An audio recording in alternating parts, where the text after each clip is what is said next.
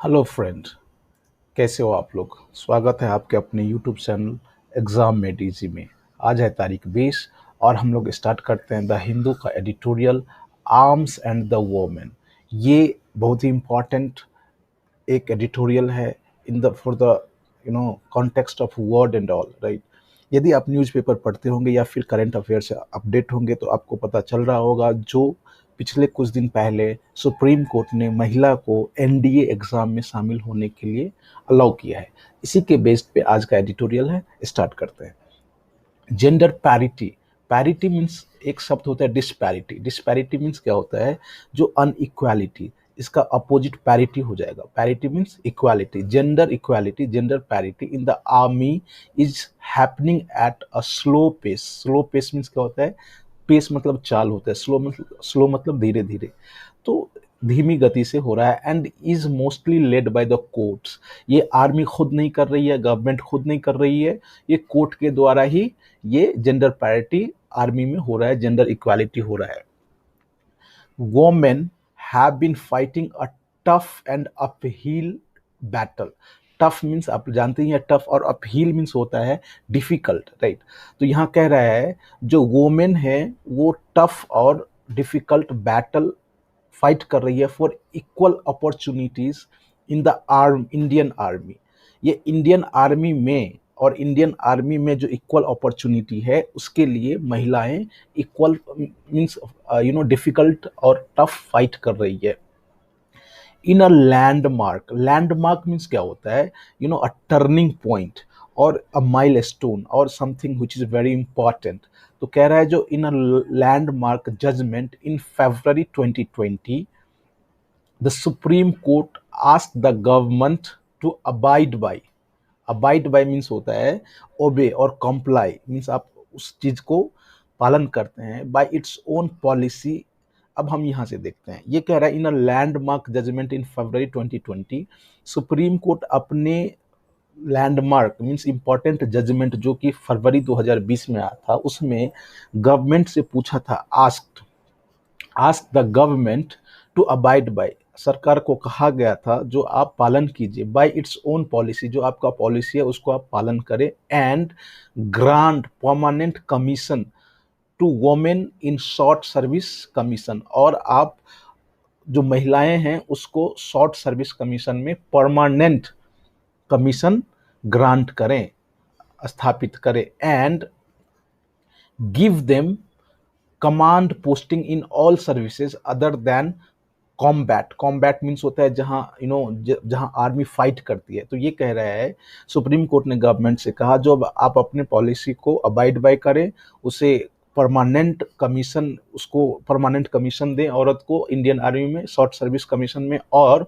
उसे हर जगह पोस्टिंग करें एक्सेप्ट जो जहां फाइटिंग होती है, इसके अलावा आप हर जगह महिलाओं को पोस्टिंग में दे सकते हैं।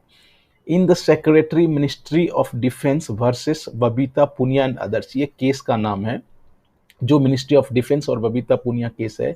The top court pointed out means क्या होता है? आइडेंटिफाई या फिर शो, दिखाना या आइडेंटिफाई करना। Top court means supreme court ने आइडेंटिफाई किया कि that women had played a significant role. महिलाओं ने इंडियन आर्मी में एक बहुत ही महत्वपूर्ण रोल अदा किया है in the army since their induction in 1992। Induction मतलब इनलिस्टमेंट मीन्स जब से महिलाओं ने इंडियन आर्मी में एंट्री लिया है 1992 में, तब से आज तक महिला बहुत ही सिग्निफिकेंट रोल अदा कर रही हैं इंडियन आर्मी में, एंड और extending permanent commission to women SSC officer and extending means no see, इसको इस तरह से हम देखते हैं जो extending permanent commission to women SSC officer is a step forward in recognizing and realizing the right of women to equality of opportunity in army। अब ये कह रहा है जो जो परमानेंट कमीशन को एक्सटेंड करके जो वोमेन एसएससी ऑफिसर के लिए ये एक स्टेप होगा, एक ये इंडियन जो वोमेन के लिए एक स्टेप होगा forward in recognising and realising. जो महिलाओं का जो राइट ऑफ वुमेन है, right of women to equality opportunity है इंडियन आर्मी में, ये एक इम्पॉर्टेंट स्टेप होगा रियलाइज करने में। डिस्पाइट, डिस्पाइट मीन्स उसके बावजूद, द स्ट्रिंजेंट, स्ट्रिंजेंट मतलब होता है स्ट्रिक्ट।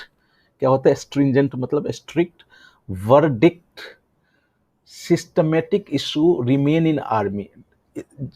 एक वर्डिक्ट मतलब जजमेंट, एक स्ट्रिक्ट जजमेंट के बावजूद जो सिस्टमेटिक इशू है ये अभी भी इंडियन आर्मी में है, ये remain in the army. And women have gone back to court to sort out, sort out means होता है रिजॉल्व करना, कोई प्रॉब्लम है उसको आप सुलझाते हैं, शॉर्ट आउट द इशूज। और महिलाओं ने जो रिमेनिंग इशू रहा है इंडियन आर्मी में, महिलाओं ने कोर्ट गया है उस इशू को सुलझाने के लिए। Now another here another steps towards ensuring that, दूसरा जो स्टेप्स है जो कि सुनिश्चित करे that women get an equal opportunity, जो महिला हैं एक बराबरी का मौका उसे मिले, as laid down, laid down मतलब बाय कॉन्स्टिट्यूशन, जो कॉन्स्टिट्यूशन में दिया गया है, has been taken on Wednesday, जो वेंसडे को एक रिपोर्ट आया, when the court passed an interim, interim means होता है मीनवाइल, तत्कालिक या अंतरिम order, allowing women to appear for the NDA national defence academy entrance exam on September 5। जैसे कि एज पर द कॉन्स्टिट्यूशन जो महिलाओं को अधिकार दिया गया है उसके तहत कोर्ट ने एक इंटरिम ऑर्डर पास किया है, जो महिलाओं को एनडीए एग्जाम में अब she can appear, they can appear. Till now अब तक women could join the army through Indian military academy and officers training academy. अब तक महिलाएं जो इंडियन आर्मी ज्वाइन करती थी सिर्फ और सिर्फ इंडियन मिलिट्री एकेडमी से के तहत और ऑफिसर्स ट्रेनिंग एकेडमी के तहत ही ज्वाइन करती थी।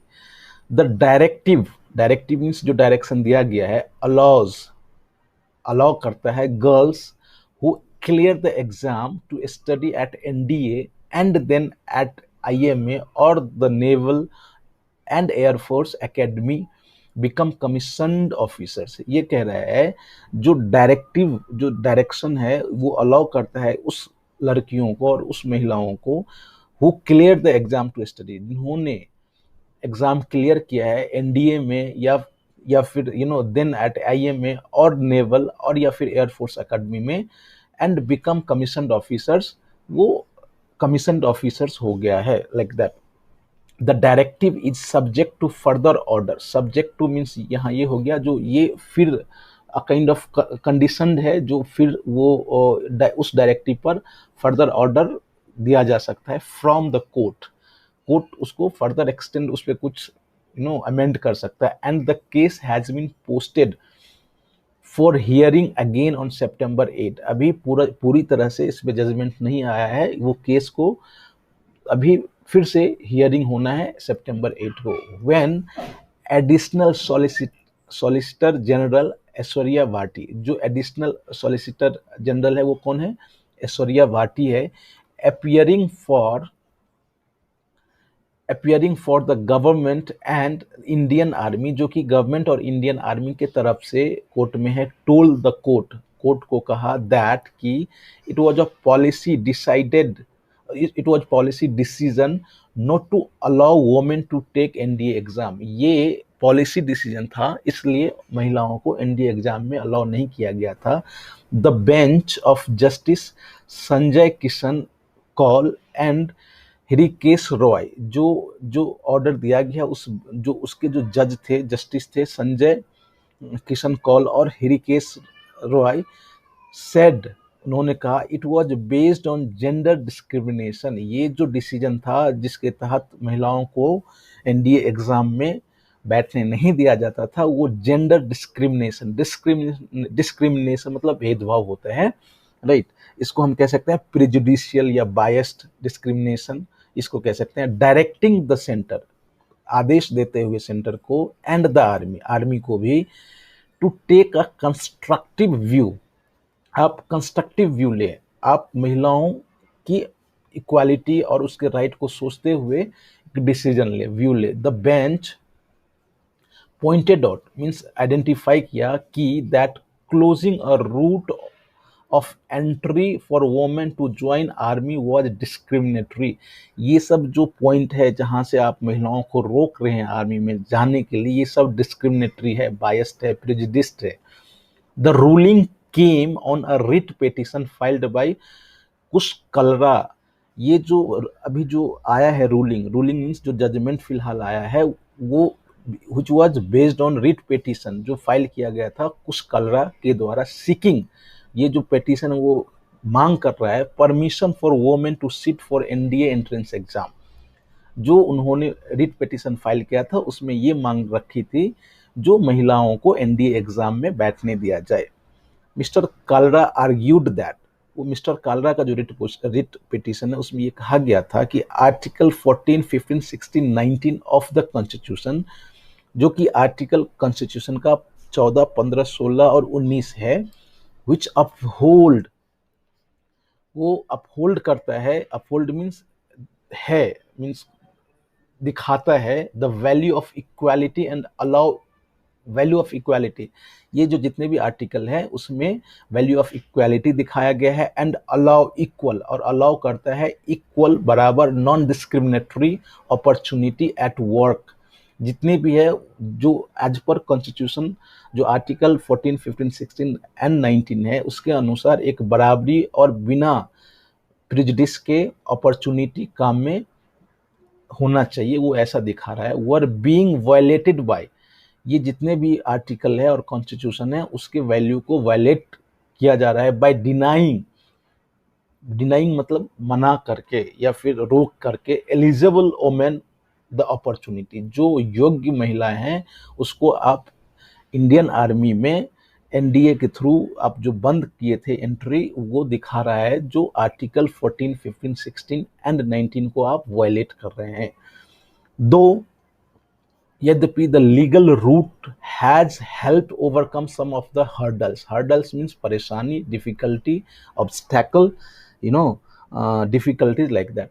जबकि लीगल रूट जो कोर्ट के थ्रू है, somewhat it has helped, it will be a long haul. Long haul means क्या होता है, जो प्रोलॉन्ग्ड एंड डिफिकल्ट एफर्ट और टास्क, जो बहुत ही लंबा चलने वाला, it will be long haul before gender parity is fully achieved in army.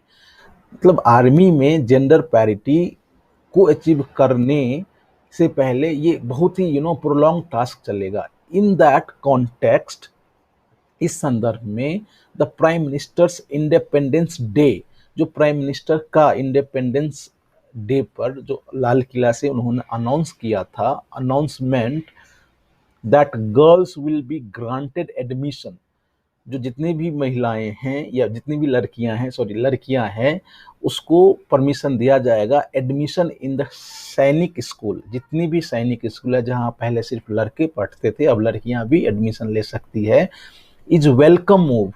इस संदर्भ में जो welcome move towards the preparing them for an equal role and life in military, ये महिलाओं के लिए जो भविष्य में जो मिलिट्री में जो इक्वल रोल और लाइफ मिलेगा उसके संदर्भ में जो प्राइम मिनिस्टर का जो अनाउंसमेंट है जो इंडिपेंडेंस डे पे दिया गया था कि लड़कियां अब सैनिक स्कूल में भाग ले सकती है, इज अ वेलकम मूव। ये स्वागत करने योग्य मूव मीन्स स्टेप है। तो इस तरह से हमने देखा।